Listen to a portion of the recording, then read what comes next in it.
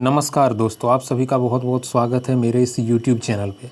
सबसे पहले मैं आप सभी से रिक्वेस्ट करना चाहूँगा कि अगर आप मेरे इस YouTube चैनल पे नए हैं तो सब्सक्राइब कर लीजिए और वीडियो को लाइक और शेयर करना मत भूलिएगा। तो देखिए, आप लोगों के लिए बहुत बुरी खबर है, बताने में हमको भी बहुत दुख हो रहा है कि जितने भी कैंडिडेट आप लोग जो है जेटेट का फॉर्म भरे हुए थे और इस आशा में थे कि हम जेटेट का परीक्षा में बैठेंगे, तो आप लोगों के लिए बहुत बुरी खबर है। यहाँ पर न्यूज़ आउटलेट में आप देख सकते हैं, सरकार ने अंततः लिया झारखंड शिक्षक पात्रता परीक्षा का विज्ञापन रद्द करने का फैसला। एक तो आप जेटेट का जो विज्ञापन है वो 10 साल बाद निकालते हैं, वो भी आप हाईकोर्ट के दबाव में निकालते हैं। मैं आप सभी की जानकारी के लिए ये बताना चाहूँगा दोस्तों कि झारखंड सरकार ने अपने से ये विज्ञापन को नहीं निकाला था। झारखंड हाईकोर्ट में एक कैंडिडेट ने केस किया हुआ था कि आप इतने टाइम से झारखंड शिक्षक पात्रता परीक्षा क्यों नहीं लिए हैं। तब झारखंड हाईकोर्ट ने जो है फटकार लगाया था झारखंड सरकार को, और झारखंड सरकार ने जो है ये माना था कि ठीक है, हम जेटेट का जो है परीक्षा का आयोजन करेंगे। उसके बाद जुलाई में जो इसका फॉर्म निकलता है, आप लोग सभी ये फॉर्म भरते हैं, और जब फॉर्म भरते हैं और जब आप लोग को पता चलता है कि सिलेबस जो है इतना लंबा चौड़ा पहाड़-नुमा सिलेबस, जो कि पूरी सरासर NCTE के गाइडलाइंस के खिलाफ सिलेबस जारी किया जाता है, तो आप लोग जो है इसके विरुद्ध प्रोटेस्ट भी करते हैं।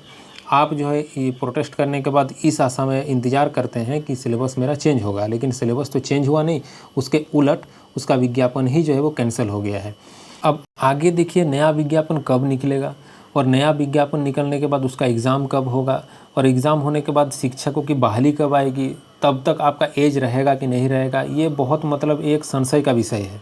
मेरे हिसाब से झारखंड के शिक्षा मंत्री और झारखंड के सरकार को इस विषय के बारे में थोड़ा गंभीर होना पड़ेगा, थोड़ा सोचना पड़ेगा कि आप जो है जितने भी कैंडिडेट जो अपने पॉकेट से 2 लाख रुपया 2.5 लाख रुपया दे आपके अकाउंट में डाल करके जो है बीएड और डीएलएड कर रहे हैं, वो क्यों कर रहे हैं। वैसे कैंडिडेट के साथ आप न्याय कैसे कर पाइएगा जब आप जेटेट का परीक्षा का आयोजन ही नहीं कीजिएगा। तो अब आप जेटेट का परीक्षा का आयोजन कर नहीं रहे हैं, आप शिक्षकों की बहाली डायरेक्ट निकाल दीजिएगा, फिर वही ले गलत नीति गलत रूल्स बनाइएगा, फिर वही कोर्ट कचहरी में मामला जाएगा। मतलब आप इक्वली सबको समानता का अधिकार नहीं दे रहे हैं, आप अपॉर्चुनिटी नहीं दे रहे हैं। आप हमारे जो पड़ोसी राज्य हैं उसका एग्जांपल देखिए, उदाहरण लीजिए, बिहार में जो है अब तक TRE 3 यानी कि 3 शिक्षकों की बहाली कंप्लीट हो चुका है। वहाँ पे आप देखिए, जब भी बहाली निकलता है उसके पहले टेट का आयोजन होता है, और अगर टेट का आयोजन नहीं भी करता है तो बिहार सरकार ये जो है सीटेट को मौका भी वहाँ पे दिया हुआ है ऑलरेडी। तो आप जो है छात्रों के साथ अन्याय मत कीजिए, सबको इक्वली समानता का अधिकार का पालन करते हुए सबको मौका दीजिए। तो ऐसा नहीं कि आप जो है सीटेट को अलाउ कर दीजिएगा तो फिर जो है वो जेटेट का हनन हो जाएगा। नहीं, सबको इक्वली वहाँ पे बैठने का मौका मिलेगा।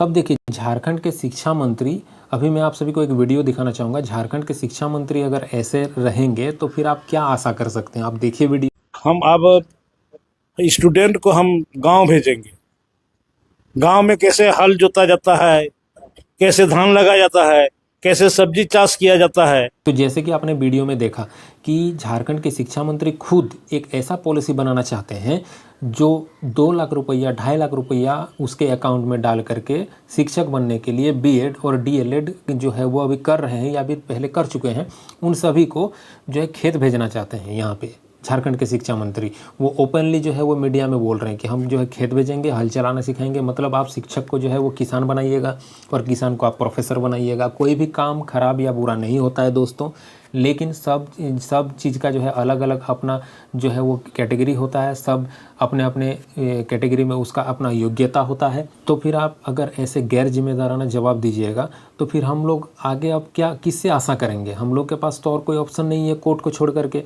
अब देखिए, यहाँ पे झारखंड में ऐसा विडंबना हो गया है, ऐसा परिस्थिति उत्पन्न हो गया है कि बिना कोर्ट का कुछ काम होता ही नहीं है। मतलब यहाँ पे जो सरकार है वो हाई कोर्ट ही है। एक प्रकार से आप मान सकते हैं कि यहाँ पे सरकार जो है वो माननीय उच्च न्यायालय ही है। उच्च न्यायालय कुछ कहेगा तो झारखंड सरकार उसको फॉलो करेगा, अपने से कुछ काम नहीं होने वाला है। अब देखिए, मेन मुद्दा पे आते हैं कि सीटेट कैंडिडेट के लिए गोल्डन अपॉर्चुनिटी क्यों है।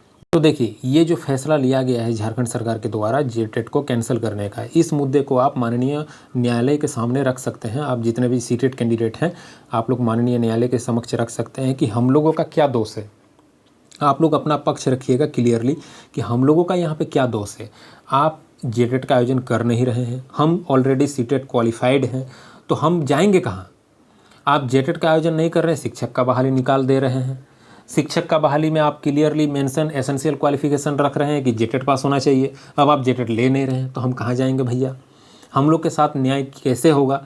तो माननीय न्यायालय के सामने इस मुद्दे को आप लोग स्ट्रॉन्ग तरीके से रखिए। माननीय न्यायालय आप लोगों का बात ज़रूर सुनेगा, अच्छे ढंग से लीगली रूप से आप लोग रखिए। मेरे हिसाब से ज़रूर आप लोगों के साथ न्याय होगा। माननीय न्यायालय ज़रूर जो है आप लोगों का बात सुनेगा। माननीय न्यायालय को कन्विंस कर कीजिए कि सर यहाँ पे दोषी है झारखंड सरकार, हम लोग दोषी नहीं है, इसलिए हम लोग इस मामले पे भुक्तभोगी, हम लोग इस मामले में पीड़ित क्यों बने। तो इसीलिए इस मामले को आप लोग न्यायालय के समक्ष में रखिए, बहुत अच्छे ढंग से फैक्ट्स के आधार पर, प्रूफ के आधार पर वहाँ पे रखिए, आप लोगों का बात ज़रूर सुना जाएगा। तो ये छोटा सा इन्फॉर्मेशन आप लोगों के साथ मैं शेयर करना चाहता था। बहुत बहुत धन्यवाद। और जितने भी कैंडिडेट हैं, आप लोग जो भी बीएड और डीएलएड कर रहे हैं, मेरे इस चैनल को आप लोग ज़रूर सब्सक्राइब कर लीजिए। बहुत ही इंपॉर्टेंट इन्फॉर्मेशन जो है इस चैनल के माध्यम से मैं शेयर करता हूँ आप लोगों के साथ, फैक्ट्स के आधार पर, प्रूफ के आधार पर मैं बात करता हूँ। तो आप लोग जो है ज़रूर मेरे इस चैनल को सब्सक्राइब कर लीजिए और वीडियो को लाइक शेयर करना मत भूलिएगा। बहुत बहुत धन्यवाद।